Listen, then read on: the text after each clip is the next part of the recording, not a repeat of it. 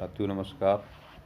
प्रश्न क्रमांक 3 में हमें टक्करवाद के सिद्धांत के अनुसार समझाना है कि अभिक्रिया की दर पर ताप का क्या प्रभाव होता है। तो यहाँ पहले हम समझेंगे टक्करवाद यानी संघट्ट का सिद्धांत क्या होता है। तो ये जो सिद्धांत है इसके अनुसार अभिकारक उत्पाद में तभी बदलते हैं जब अभिकारकों की मध्य प्रभावी टक्कर यानी प्रभावी संघट्ट होकर के मध्यवर्ती बनता है, जो कि आसानी से टूट करके वह जल्दी ही टूट करके उत्पाद बना लेता है। तो इसके लिए इस सिद्धांत के अनुसार उत्पाद बनने के लिए अति आवश्यक है कि पहले सक्रियत संकुल यानी एक्टिवेटेड कॉम्प्लेक्स बने। और एक्टिवेटेड यानी सक्रिय संकुल बनाने के लिए जो न्यूनतम आवश्यक ऊर्जा होती है उसको देहली ऊर्जा कहा गया है। और जो प्रारंभिक ऊर्जा है उसमें कितनी और एक्स्ट्रा एनर्जी, इतनी और अतिरिक्त ऊर्जा दी जाए कि वह ऊर्जा देहली ऊर्जा के बराबर यानी सक्रिय संकुल बनाने के लिए आवश्यक ऊर्जा के बराबर पहुंच जाए। ये जो गतिज ऊर्जा होती है, ये गतिज ऊर्जा ताप बढ़ाने के साथ साथ बढ़ती है। जब हम ताप बढ़ाएंगे तब गतिज ऊर्जा बढ़ेगी, और जब गतिज ऊर्जा बढ़ेगी तो उन अणुओं की संख्या बढ़ जाएगी जिनकी ऊर्जा देहली ऊर्जा के बराबर है, और वे सक्रिय संकुल में बदलेंगे और बदल करके उत्पाद में बदलेंगे। इसको हम इस ग्राफ की सहायता से आसानी से समझ सकते हैं। देखिए बढ़ती हुई ऊर्जा का है और ये है अभिक्रिया स्थिरांक का मान। अब जैसे जैसे जब तक अणुओं की ऊर्जा इस देहली ऊर्जा से कम रहेगी तब तक वो अभिकारक ही रहेंगी। और हम इसको जो प्रारंभिक ऊर्जा है यहाँ से हम यदि इसको ऊर्जा देना शुरू करेंगे तो जिन जिन अणुओं की ऊर्जा देहली ऊर्जा के बराबर पहुँच जाएगी वो सक्रिय संकुल में बदल जाएंगे और शीघ्र ही टूट करके उत्पाद में बदल जाएंगे। इसको उदाहरण से समझ सकते हैं।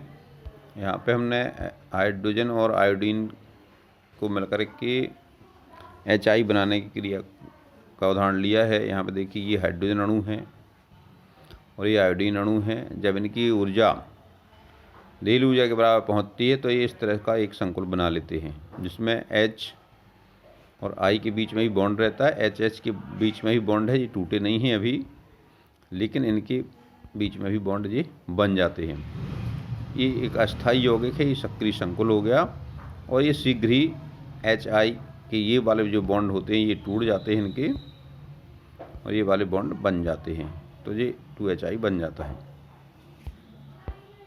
इसके लिए मैक्सवेल बोल्ट्जमैन ने एक अध्ययन किया और उन्होंने पाया कि यदि ताप को हम 10 डिग्री सेल्सियस बढ़ा दें तो उन अणुओं की संख्या दोगुनी बढ़ जाती है जो कि सक्रिय संकुल के स्तर पर पहुंच जाते हैं। यहाँ पे अभिकारकों के लिए जो अति संभाव्य गतिज ऊर्जा है, अति संभाव्य इसलिए कहते हैं क्योंकि हम एक एक अणु की ऊर्जा ज्ञात नहीं कर पाते हैं, तो हम उनका एक फ्रैक्शन यानी उनका जो अंश होता है उस अंश को निकाल सकते हैं कि जिसकी गतिज ऊर्जा मैक्सिमम, माने एक गतिज ऊर्जा पर जिस पर मैक्सिमम अणुओं की संख्या हो वो अति संभाव्य गतिज ऊर्जा कहलाती है। जैसे ये यहाँ पे देखिए हमने कम ताप है, यहाँ पे अति संभाव्य अणुओं की गतिज ऊर्जा है यहाँ पे, और हमने ताप बढ़ा दिया मैंने T+10 और 10 डिग्री ताप बढ़ाने पे ये ग्राफ इस तरह पहुँच जाता है। यानी इसके जो अधिकांश अणुओं की गतिज ऊर्जा बढ़ गई, ज़्यादा हो गई। और यहाँ देखिए ग्राफ में यदि हम यहाँ पे एक जो निशान लगा है देहली ऊर्जा का स्तर ये है, तो देहली ऊर्जा से अधिक ऊर्जा वाले अणु ही उत्पाद में बदलेंगे।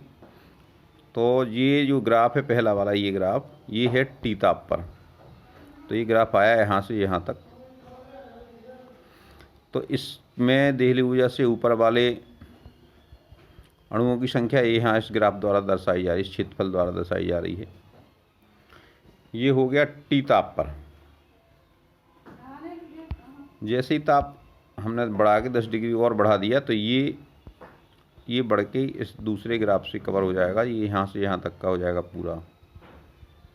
ये लगभग दोगुना होता है।